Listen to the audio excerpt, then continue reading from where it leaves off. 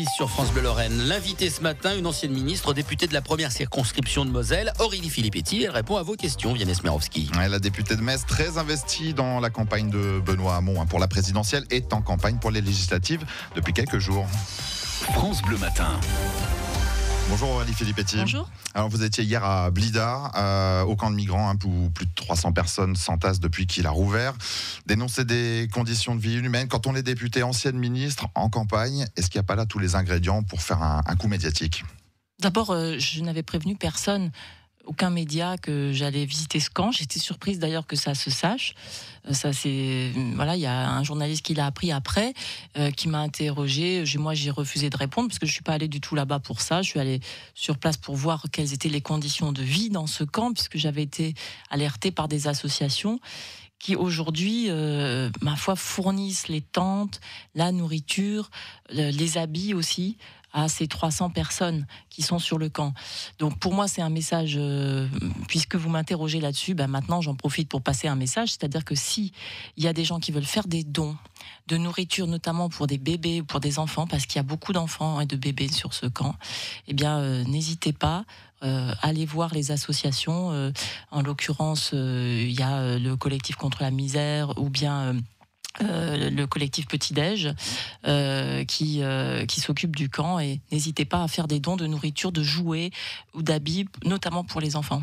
On n'a rien pu faire depuis que vous êtes député depuis l'élection de François Hollande. On n'a rien pu faire. Est-ce qu'il faut comprendre que le dossier est mal géré ? Vous savez, moi je considère que en ce qui concerne les migrants, il faut bien distinguer. Il y a les migrants qui relèvent du droit d'asile, et pour eux, l'OFPRA, donc l'Office français qui gère les demandeurs d'asile, a quand même beaucoup accéléré le traitement des dossiers. Donc les gens aujourd'hui, auparavant, il fallait presque 9 mois, 10 mois, 11 mois, parfois 1 an pour avoir un dossier traité. Aujourd'hui, on a réussi à faire accélérer le traitement des dossiers.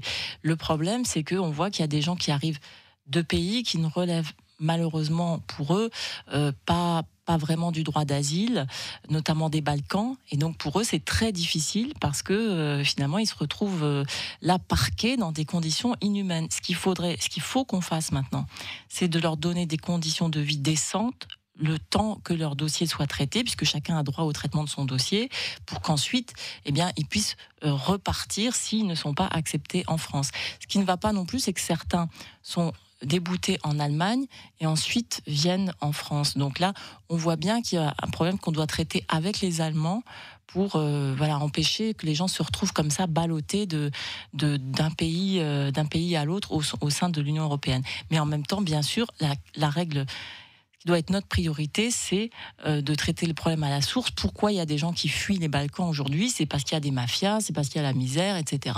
Et donc, il faut aussi qu'on discute avec ces pays-là pour empêcher ces exodes massifs, et pour que les gens aient des bonnes conditions de vie dans leur propre pays. Autre sujet, est-ce que vous êtes remis de la claque de cette présidentielle et des 6% de Benoît Hamon ? Oui, moi je pense que cette présidentielle, elle a été un petit peu finalement un piège pour ceux qui qui souhaitaient porter une ligne de gauche, je dirais ambitieuse, moderne, novatrice. Pourquoi on a été pris dans un double vote utile ? D'un côté, vote utile Macron, de l'autre côté, le vote utile Mélenchon.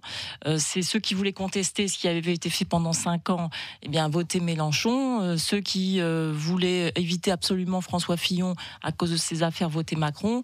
Benoît Hamon a été pris là-dedans. Bon, après, on va pas épiloguer là-dessus. Le PS peut se relever après ça ?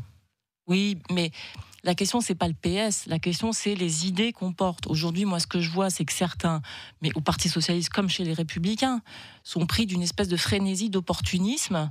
Et il n'y a plus que ça. C'est-à-dire, il n'y a plus que leur carrière, leur poste, leur avenir personnel immédiat. Il y a quand même, quand on fait de la politique, des convictions et des gens qu'on représente. Et quand on est élu par des gens de gauche, on peut pas ensuite aller se vendre pour un plat de lentilles à un président sous prétexte qu'il a gagné l'élection. Moi, je crois que c'est ça qui tue la politique aujourd'hui, qui tue la confiance que les Français ont dans la politique. Moi, j'ai des convictions. Ces convictions n'ont pas gagné cette élection présidentielle. On a fait 6%, mais c'est pas pour ça que je vais renoncer à mes convictions. J'écoute évidemment ce qu'on me dit, mais je crois que ce qu'on a dit, par exemple, sur la transition écologique, sur les nouvelles modalités du travail, ça, c'était des choses qui étaient pertinentes. Il faudra qu'on continue à développer, à affiner, à améliorer. Vous écoutez France Bleu Lorraine, il est 7h51. L'ancienne ministre Aurélie Filippetti est notre invitée ce matin. Elle répond à vos questions, Vianney Smorzi. Aurélie Filippetti, vous êtes candidate donc à votre propre succession à Metz 1. C'est un sacré panier de crabe, il y a beaucoup de candidats. Vous êtes en danger avec un candidat d'En Marche, un candidat de la France Insoumise, les candidats de droite, ceux du FN. Qu'est-ce qui fait qu'aujourd'hui que vous y croyez ? J'y crois d'abord parce que moi, les gens me connaissent. Je suis députée sortante de cette circonscription et je crois que dans ce paysage qui est quand même un immense bazar, les Français ont besoin d'avoir des repères stables. Moi, j'ai mes qualités, j'ai mes défauts. Les gens me connaissent et ils savent que je suis engagée pour ma circonscription, pour la Moselle, depuis maintenant de nombreuses années et que j'ai envie de continuer à me battre. En plus, je suis la seule non cumularde de cette élection. On ne sait pas qui sera le candidat d'En Marche, mais enfin, dans les candidats qui sont pressentis aujourd'hui, il y a toujours des maires. Je rappelle qu'on ne peut pas être maire et député à la fois. Moi, ça sera vraiment mon seul mandat et c'est ce que j'ai toujours dit. Je ne souhaite pas briguer un autre mandat. C'est le mandat parlementaire qui m'intéresse. Et pourquoi ?